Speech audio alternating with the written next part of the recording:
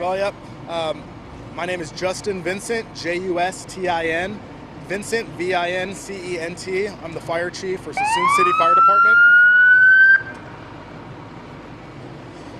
Fire chief for Suisun City Fire Department.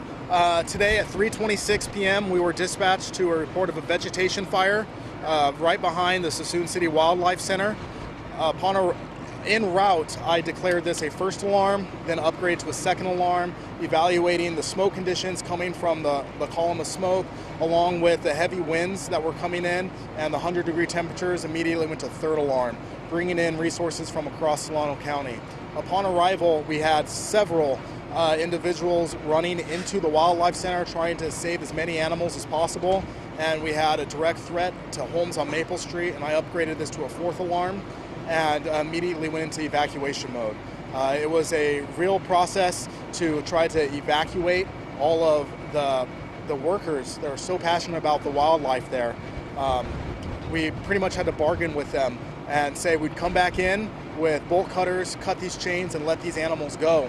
But they had to get out of there as there was a direct life threat. So we came back in, the firefighters and I came back in, we cut bolts, we let foxes go, coyotes go, I believe some rabbits. We tried to open up for the birds to go. I can report we did lose some of the owls that were flightless because they were injured there. But the main building we were able to protect. Due to the wind and it pushing towards Old Town, we ended up having direct impingement on homes on Maple Street on the south side. So I can report we have 4 homes that were a total loss, burned to the ground. We have 4 homes that suffered heavy exterior and interior damage. And then we have 3 more homes that suffered some exterior damage and some damage just from the firefight of having to break down doors and get in, get people out, get hoses through. Every house along the backside of Maple Street lost their back fence and any outbuildings and sheds they had back there. This was just a very, very tough fire, being wind-driven with high temperatures and small resources. Suisun City being only 30,000 people, 4.1 square miles, and our fire station at the other end of town. There was some time delay in response just for the drive time, but also the limited personnel and waiting for additional resources to arrive. So I can't say how proud I am of our Suisun City firefighters for how much they accomplished in the lives they saved and the property they saved with their immediate actions, and how thankful I am for all the mutual aid that arrived from Solano County, from Contra Costa County, San Joaquin County, Sacramento County, and CAL FIRE, which is absolutely appreciative. That's the only reason we were able to keep the damage at what it was, which is still just an unacceptable number, but and very tragic.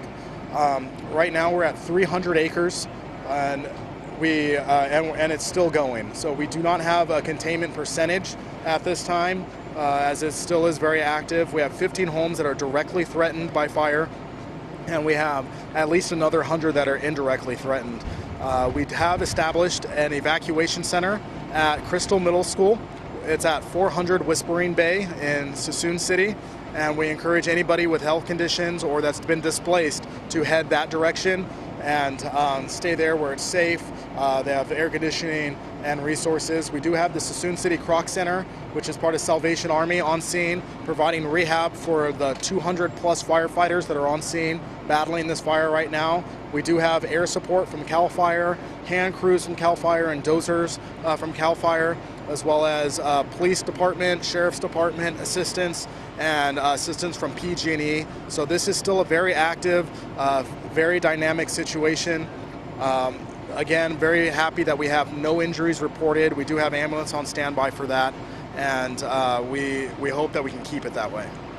So there's some rumors among some neighbors here who have lost their homes that there are homeless encampments in the field back there in the marshes. Is that anything that you can entertain? So at this time we have the Solano County Fire Investigation Unit and our Suisun City Fire Arson Unit out there. Our fire marshal is out there, and they're determining cause and origin at this time. Like much of California, Suisun City has seen an uptick in homeless encampment fires as well as homeless encampments, and this is an ongoing problem.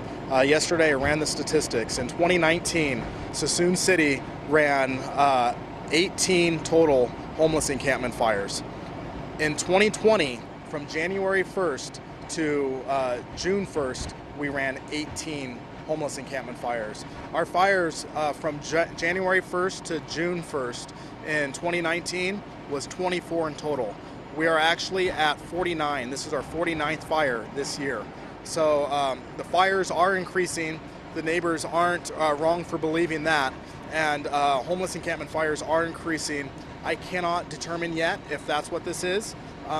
It's still under investigation and an ongoing problem in Suisun City and California, as a lot of our law enforcement powers to force evictions of homeless encampments are really tied up due to the courts and the laws.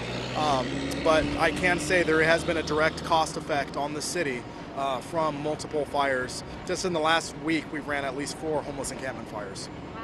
Can you tell me just the challenge with the wind? Oh, this is extremely challenging. So Suisun City actually means west wind, and that's the wind that's blowing right now.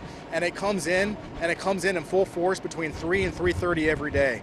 And this fire came in at 3:26. So this grew rapidly. We still have this heavy wind. And when you have this heavy wind and you have high temperatures and upwards of 100 degrees to 103 degrees out here, the relative humidity drops and fire spread it becomes off to the races for the firefighters. All right, thank you. Do you have an estimated ETA? It's so active. Yeah, it's still active. So I'm hoping within the next 2 hours we'll be able to have this little board contained. Okay. We'll have a containment level. All right, one more question. Yes.